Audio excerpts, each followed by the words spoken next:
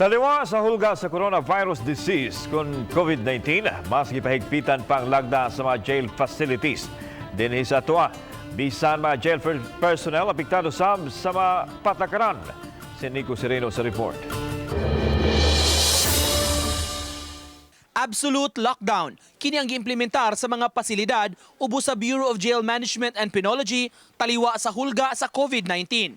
Ang Mandaue City Jail pipila ka semana nang mikanselar sa ilang dalaw. Apan sukad ni atong Sabado, bisan ang tunol o paghatod og pagkaon alang sa mga persons deprived of liberty o PDL, lakip na sab sa gikanselar. Higpit kini nga gibantayan aron way makasud nga mga carrier sa sakit o dili makatakod sa sulod. Lakip sa apektado sa order ang mga jail personnel nga sagad wa na mamauli sa ilang mga Pinoyanan ug stay-in na lang usab sa sulod. Na-divide may tuto, na ay nasa gawas, na ay sa sulod. So, katong nasa sulod, dili pwede mo gawas. Ang katong nasa gawas, dili pwede mo sulod-sulod. Okay, once ka na matakban niya, napo, maglisod na sa kontrol. Kaganiha, nagtigom ang warden ug huwes aron hisgutan ang proseso sa pagpakomit o pagdaog bag-ong PDL sa pasilidad.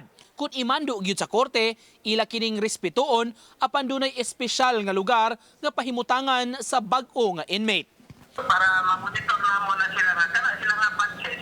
So, example, ang mga bihan is every Monday. So,